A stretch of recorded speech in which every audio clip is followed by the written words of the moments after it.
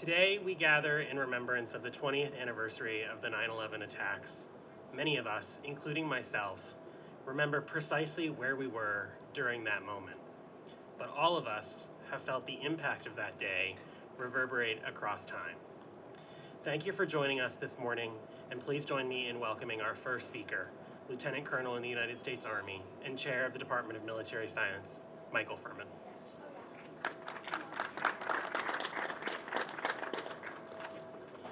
Good morning, President Patterson, Provost Ormond, Dean Clark, distinguished guests from the university and local Shippensburg community. Thank you for being here today. It's now been 20 years since that fateful day in 2001 where we lost 2,996 of our fellow citizens, including the 40 who perished in United Flight 93 over Shanksville. Many of us here have vivid memories of that day, though at the time, none of us were fully able to comprehend the destruction we were all witnessing, why it was happening, or when it would end. But what we did know is that the events of that day would change the trajectory of this country and all of our lives profoundly. As a soldier, I look a little differently at today's memorial. Where on September 11th, 2001, we were all ready to get on a plane and head out to rid the world of terrorism and defend the American way of life. Today, for the first time in 20 years, there is not a U.S. military presence in Afghanistan. Over 775,000 members of the military deployed to Afghanistan at least once in support of the global war on terror, many of whom are either in this audience right now or call themselves Shippensburg graduates. Recent events cannot diminish what they accomplished, the sacrifices that both they and their families made, and the gratitude each and every one of us must feel towards them. Each of us has our own September 11th story, or stories that have been told us from those who witnessed the events of that day. These stories are important to keep the memories of September 11th alive. To tell one of these stories, I invite one of the Shippensburg Raider Cadets to the lectern, Cadet Colin Curley.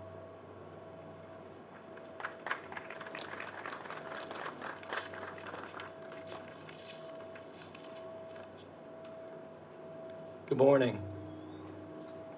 On September 10, 2001, I was almost 3 years old and living in Pittsburgh, PA with my mother, who was pregnant with my sister Emily.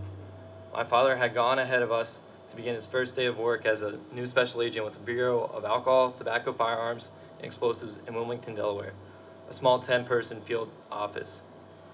He came to ATF after completing his enlistment as a military police soldier in nearly 10 years with the Pittsburgh Bureau of Police. That fateful morning began like any other day. He was in the office talking with his training agent. Just before 9 a.m., another agent looked in and said that she had heard on the radio that an airplane had hit the World Trade Center in New York City. There were no specific details, and the consensus was that the small private airplane was a culprit. About 10 minutes later, almost every phone line in the office simultaneously began to ring. A second plane had struck the South Tower. This was not an accident. This was an attack.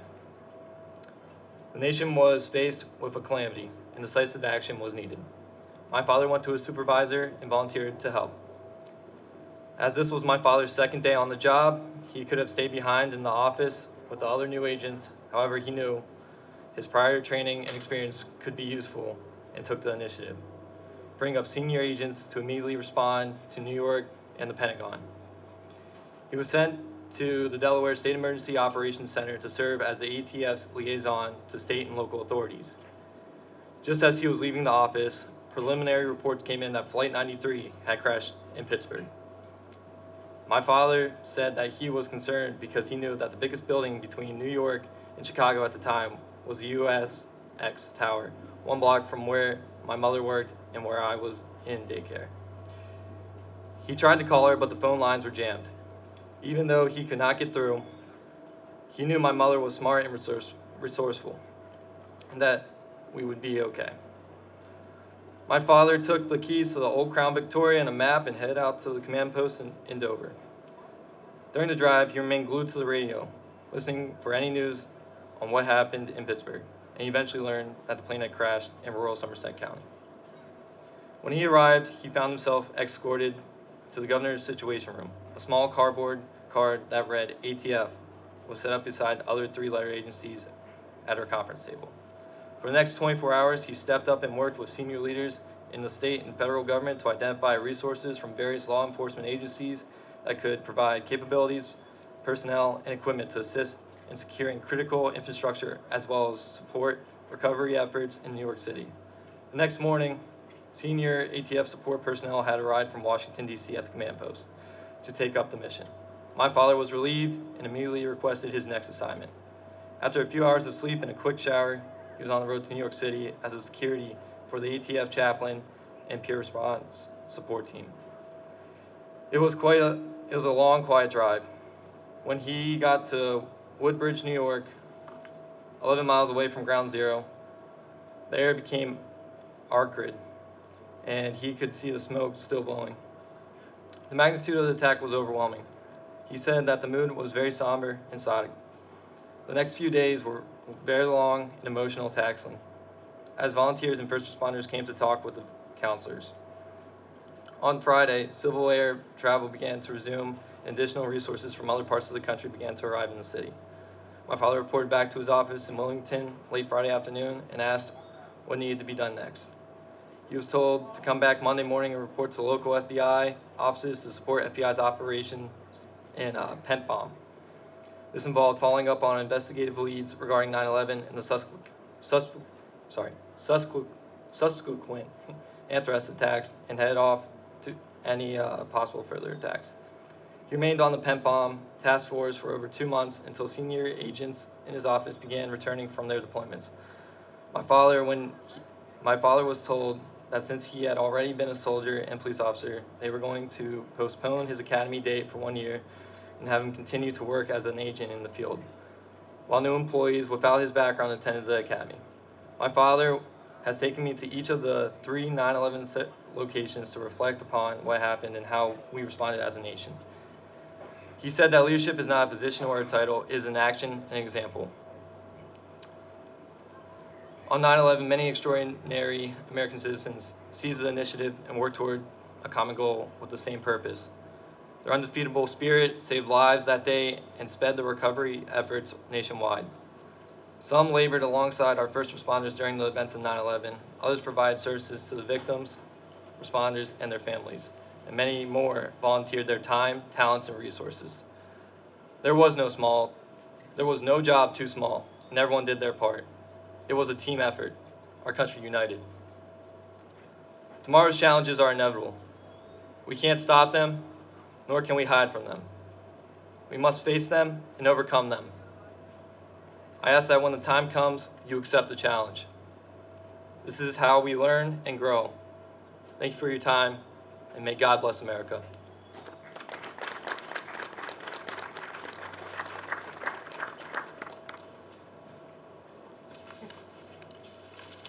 All right, as I said, one of the biggest things that I want to make sure is that the stories from 9/11 do continue.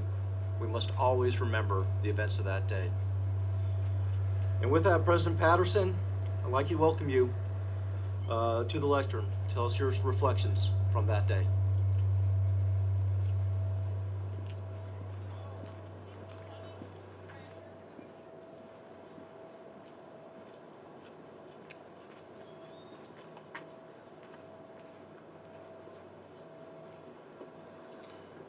Thank you, Lieutenant Colonel Furman, and thank you all for being here to share in this moment and remember what was lost and the sacrifices made as a result of 9/11. Thank you also to our student veterans of America and our ROTC for putting together this important commemoration each year, but especially this year as we commemorate the 20th anniversary of this important moment in our nation's history. It's especially appropriate that we also take time to do this on our campus, where our mission at Shippensburg University is to educate. For while 93% of Americans 30 and older can tell you exactly where they were on September 11th, 2001, most of our students were either not born or too young to remember the events of that horrific day. It is only through ceremonies like this that we keep the memory alive for those who will be shaping our future but did not share in the experience of that day. And it's imperative to also remember much of the trajectory of our national behavior and policies have been shaped by the events of that day and will continue to influence our national direction. We have seen it in immense clarity in recent weeks with the U.S. withdrawal from Afghanistan. The events of 20 years ago will reverberate for years to come. We are ever grateful to the men and women who continue to fight against such atrocities, and to those of you who stand here with us today on behalf of our community, we thank you for your service. In a few moments when we are silent to remember those that we have lost, let us together remember what you have and will sacrifice in service to our country. That includes Richard Landis, Air Force veteran and president of the Shippensburg University chapter of Student Veterans of America, senior history major as well. Richard will carry us into the next part of our program. Richard?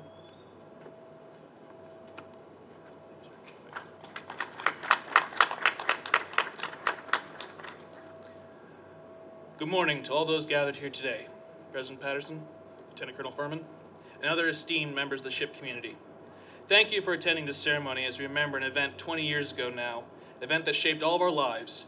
Today we honor those who have lost their lives that day and since.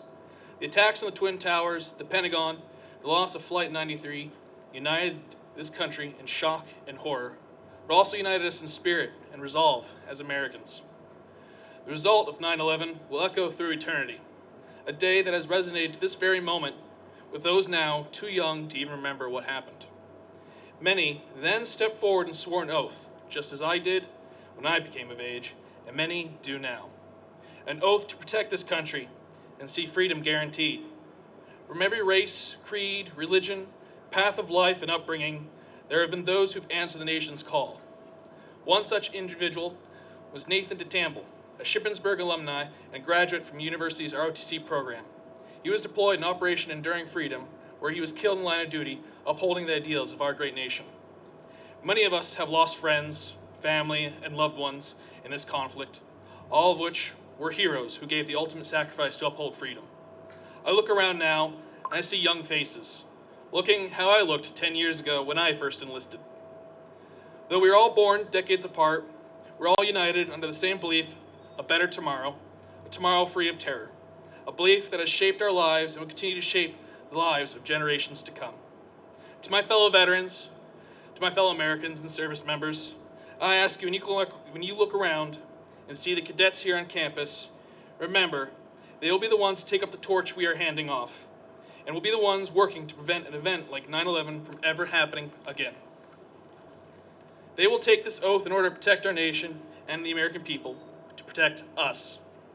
To the cadets, the fresh faces, you will soon serve like myself and many others have done. The bar has been set and has been set high, but I know you will conquer that barrier and defend this nation, and you'll continue to honor the events 20 years ago with your service.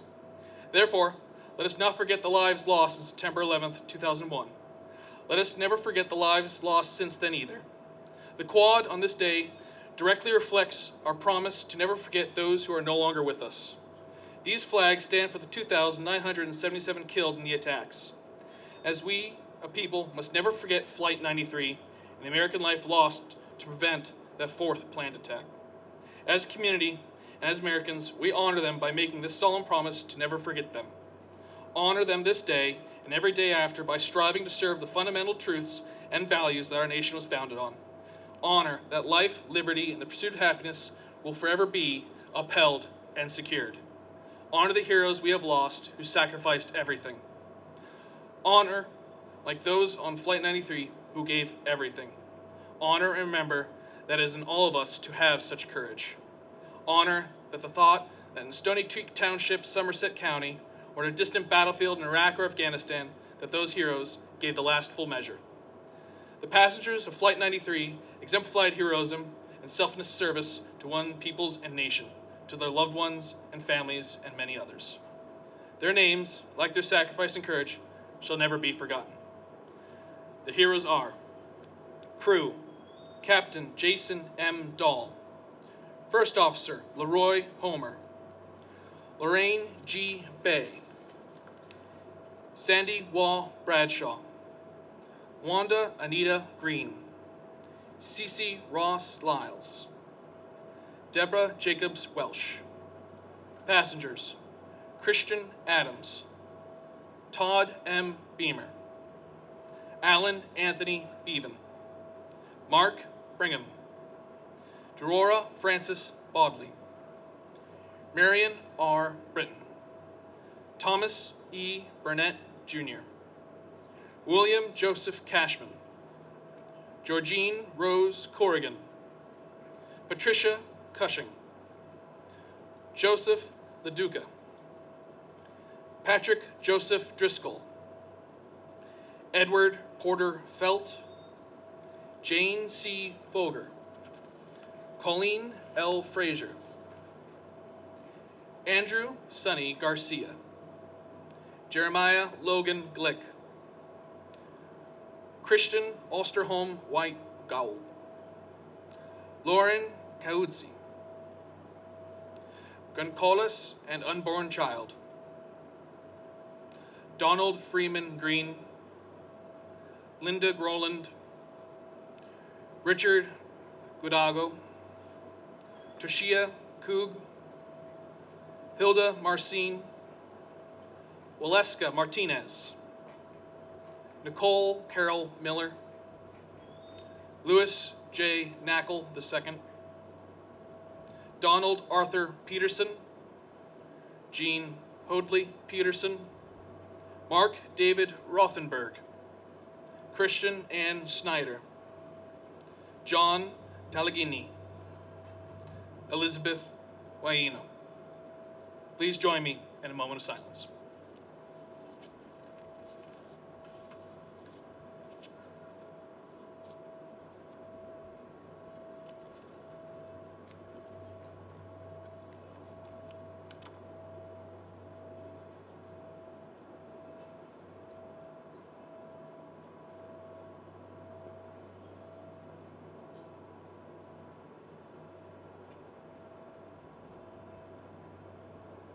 Thank you.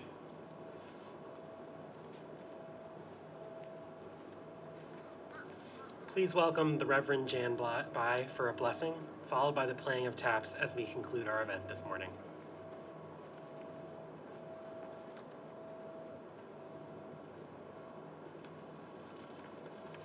Those who wish, let us pray.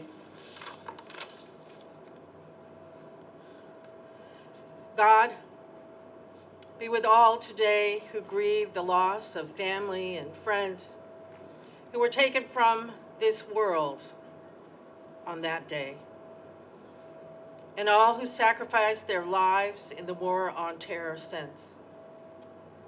Comfort them in their loss, heal them in their despair, fill them with hope for a day when justice shall roll down like waters and righteousness shall pour forth like an ever-flowing stream. And Creator God, help us to be a people who truly believe that goodness is stronger than evil, love is stronger than hate, and light is stronger than darkness, and that life is stronger than death. Amen.